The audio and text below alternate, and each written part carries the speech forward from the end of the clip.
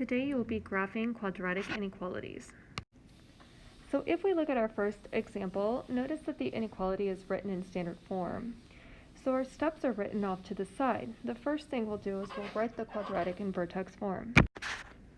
Remember, the first thing we'll do is we'll find the x-coordinate of the vertex, and that is equal to our negative b divided by 2a. So our negative, parentheses, negative 4 over 2 times 2 is 4 over 4, which is 1. Remember, to find the k value, you're going to plug that 1 into the quadratic.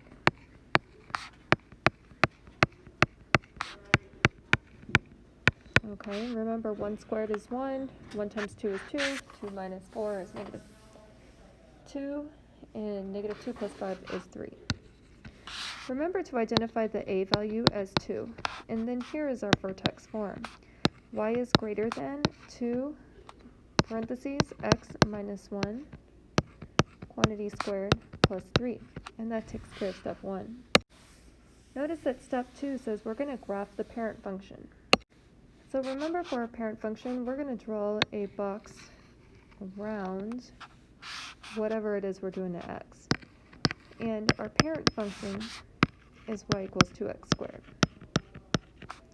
And we're going to use points negative 2, negative 1, 0, 1, and 2 as our x-coordinates, and we're going to plug those into our parent function.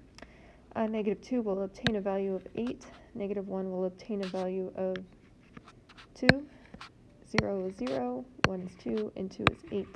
And we're going to plot those points on our grid. Notice we did not connect our parent function. Notice in our next step, we're going to shift the parent function, and remember, we have to either draw a dashed parabola or a solid parabola, depending on the inequality. Well, if we look at our parabola equation, we notice we have a greater than sign only, which means we are going to draw a dashed parabola, and we will move it to the right 1 and up 3. So notice we moved all of the red points to the right 1 and up 3. The next step is to find a test point in shape. If we look back at our graph, we're looking at the blue points, and I like to use 0, 0 if it doesn't go through my boundary. When I do my test point, I would strongly encourage you to use the original inequality. So when we go to test 0, 0, our y value is 0 and our x's are also 0.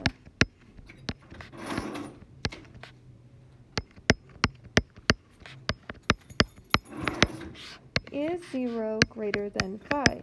The answer is no. So because that is a false statement, we're going to shade the opposite region. So because when we plugged our test point 0, 0 in and it gave us a false statement, we're going to shade the region inside the parabola.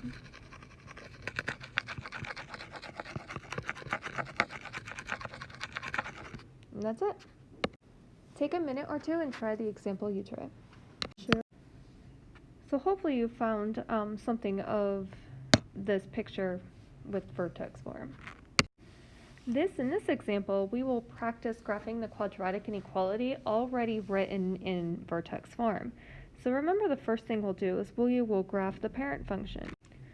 Remember to draw a box over your parent function, and this time we will be graphing y equals negative 1/2 x squared.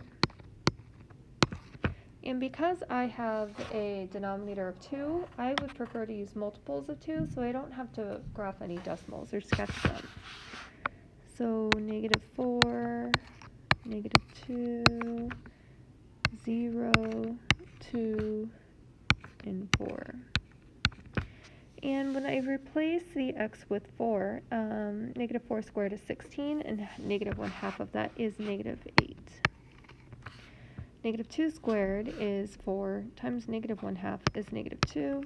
0 will be 0. 2 squared is 4 times negative 1/2 is negative 2. and 16 times negative 1/2 is negative 8. And we're going to plot those points next. So notice we've plotted the points from our parent function. Now, the next thing we'll do is we will shift that parent function. So if we look at our vertex form, we're going to move to the right 1 and up 3. Let's do this now. Now remember, because the inequality sign was less than or equal to, we're going to draw a solid parabola.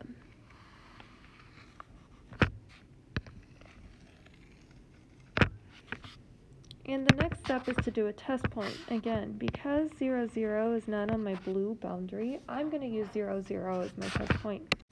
So when we plug in the value of our test point, we do have 0 is less than or equal to 2.5, which is a true statement. So that means we're going to shade the region that includes our test point. So our test point is inside our parabola, so we're going to shade inside of our parabola.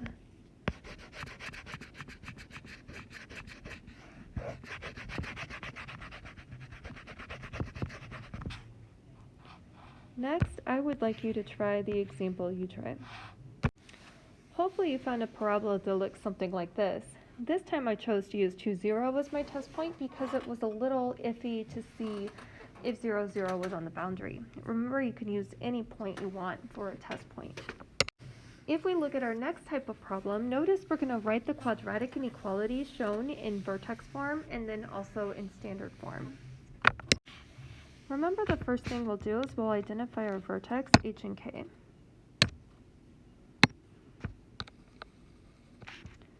So our vertex is located at 3, 4, so that's h and k. And notice I'm going to use something simple like 1, 0. And that's my other point, so it's like x and y. We're going to plug it into our vertex form so that we know what a is. So y, remember, is 0. Our x value is 1. Our h value is 3. And our k value is 4. And now we're going to solve for a. We do get a equal to negative 1. So letter A says to write it in vertex form. We'll have y equals negative, leave some space, parentheses, x minus 3 quantity squared plus 4.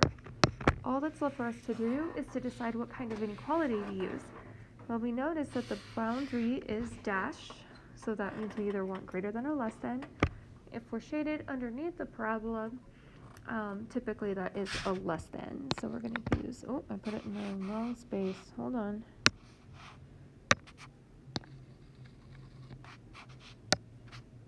So we'll have y is less than negative x minus 3 quantity squared plus 4. Now all we have to do is we have to write that guy in standard form. So remember, to write it in standard form, you'll have y is less than negative. You're going to multiply x minus 3 by itself plus 4. Or y is less than negative, parentheses, x squared minus 6x plus 9 when you distribute.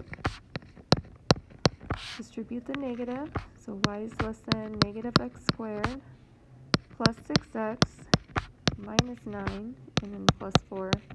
And then finally combine like terms. Y is less than negative x squared plus 6x minus 5. And there's your standard form, and we have our vertex form. I would like you to try the example you tried. So hopefully you found for your vertex form, y equals 1/2 parentheses x minus 2 quantity squared minus 1. And then for your standard form, hopefully that you found y equals 1/2 x squared minus 2x plus 1.